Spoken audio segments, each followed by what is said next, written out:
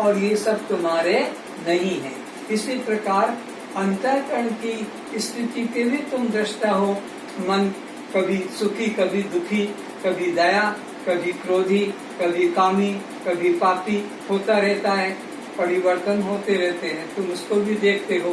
बुद्धि की भी अवस्था को देखते हो कि बुद्धि तुम्हारी मंद है कि तीव्र है, अब उसको याद रहती है कि भूल जाती है, उसको याद करने में कितना समय लगता है, सोचने में।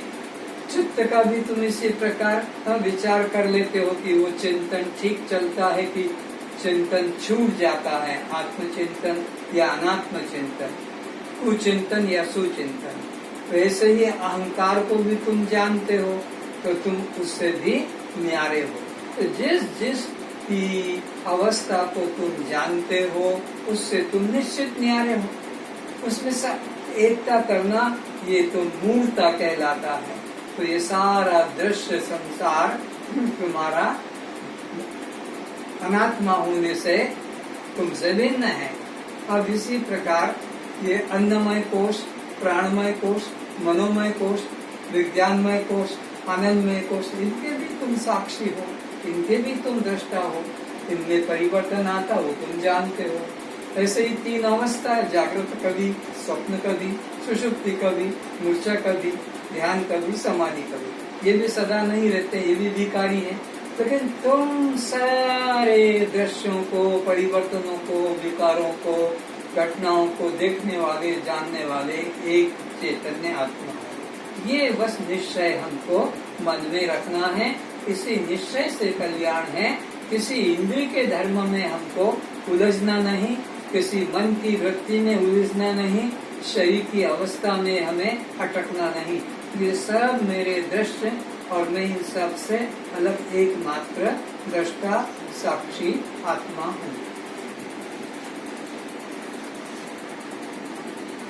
पदे बंध मोक्षाय निर्ममेति ममेति च ममेति बध्यते जंतु निर्ममेति विमुच्यते। यह मेरा है इस भाव में बंधन है और यह मेरा नहीं है इस दृढ़ निष्ठा से जीव मुक्त होता है। व्यक्ति कहता है कि मैं दुख से छूटना चाहता हूँ। सारा जीवन उसका इसी प्रयत्न में लगा रहता है कि मैं दुख से कैसे छूट पाऊँ।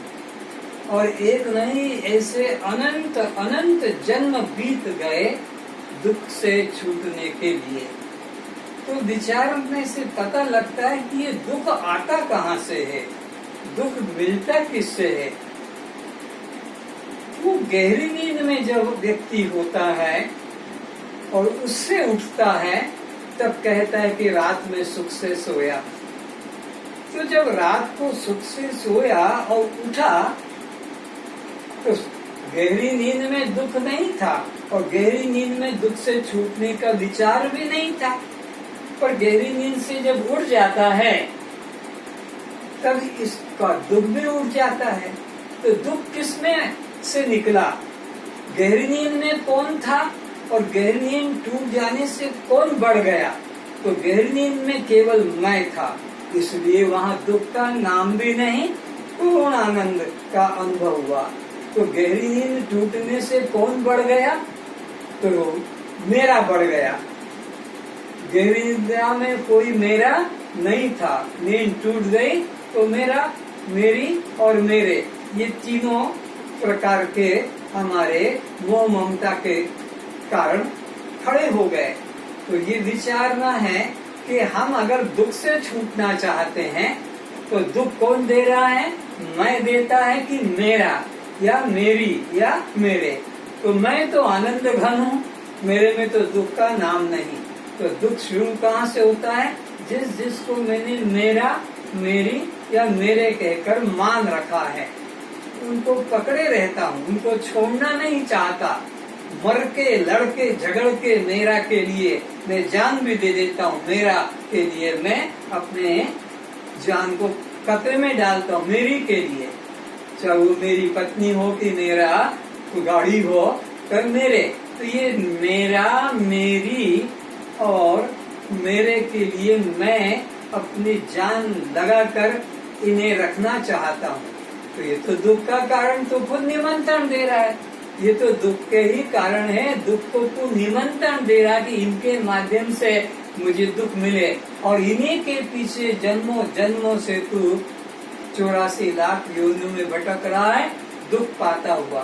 तो दुख कोई दूसरा नहीं दे रहा है, जिसको तूने मेरा माना, मेरी माना, मेरे माना, वही तुझे दुखी करते हैं, वही तुझे 84 में भटकाते हैं। तो अब बता, तो दुख से कहाँ छूटना चाहता है? संत गुरु उपदेश करते हैं कि मैं यह हूँ और ये मेरे हैं, यही बंधन का कारण है। ना हम देह और ना हम प्राण, ना हम मन, ना हम जीव। मैं देह नहीं, मैं प्राण नहीं, मैं मन नहीं और मैं जीव नहीं। ये विचार आ गया तो अब न जन्म मरण तुम्हारा है, न भूख प्यास तुम्हारी है, न सुख दुख तुम्हारा है, न बंध मोक्ष तुम्हारा है। अब तुम्हें कोई भी दुख देने वाला पृथ्वी पर नहीं है। तो तुम्हारे को दुख तुम्हारे ही अपने मेरा, मेरी और मेरे के साथ संबंध जोड़ने से पैदा होता है। तो तुम खुद विचारो कि तुम दुख से छूटना चाहते हो या दुख को बनाए रखना चाहते हो। तो मालूम यही पड़ेगा कि हम बोलते हैं जरूर कि हम दुख नहीं चाहते हैं, पर दुखदायी वस्तु से प्रीति तोड़ते नहीं। दुख तो नहीं चाहते हैं, पर दुखदायी वस्तु से प्रीति ममता तोड़ते नहीं। आनंद तो चाहते हैं, पर आनंददायक वस्तु आत्मा में प्रीति रखते नहीं। और आनंद चाहते ही कैसा उल्टा होगा? आप आनंददायक वस्तु आत्मा में मैं भाव करेंगे तो आनंद भी आनंद है, और जब ये देह के मेरा, मेरी, मेरे से संबंध तोड़ देंगे तो दुख कभी हो नहीं सकता। तो ये व्यक्ति केवल मुख से बोलता है कि मैं दुख नहीं चाहता, लेकिन दुखदायी वस्तुओं में ही ये प्रीति करता है और उसे छोड़ना नहीं चाहता। संत महात्मा इशारा देते कि देख तू अकेला आया है, अकेला ही तू दुनिया से जाता है, तू जो कुछ भी संग्रह करके रखता है मौत सब एक एक छीन लेगी। एक सुई धागा भी तेरे को साथ ले जाने नहीं दिया जाएगा। और तू देख रहा अपने बाप को, माँ को, पति को, पत्नी को संसार से बिल्कुल खाली जाते हुए, इस शरीर तक भी यहीं रखा लिया जाता है। जब तू खुद देख रहा है कि अकेला आता है और अकेला, न कोई साथ में आता है न कोई साथ जाता है, यहीं से सब साथी बना लेता है। किसी को भाई, किसी को बहन, किसी को पति, किसी को पत्नी, किसी को पुत्र, किसी को पुत्री, किसी जमीन संपत्ति को। और जब यहाँ से जाता है तो जिसको अपना माना था और जिसको तुमसे ज्यादा सुख की आशा थी, वही तुम्हारे मरने पर ज्यादा छाती पीट पीट के, सर पीट के रोएंगे। और जिसको तुमसे ज्यादा सुख की आशा नहीं थी, वो थोड़ा सा आंसू दिखा देगा। जिसको कुछ कहीं था नौकर, थोड़ा अफसोस करके दिखा देगा। पड़ोसी को पता लगेगा कि मर गया, उसको खुशी होगी क्योंकि उसको 10,000 रुपया तुमको देने का था, अब उसको हो गया कि अब मेरे को 10,000 रुपया देना नहीं पड़ेगा, तो वो मर गया। और अगर वो प्राण फिर से आ गए तो वो आदमी को जिसको खुशी हुई थी 10,000 नहीं देना पड़ेगा, अरे वो जिंदा हो गया, वो फिर तो मेरे को 10,000 देना पड़ेगा, वो दुख आ गया, उसके जिंदा होने से दुख आ गया।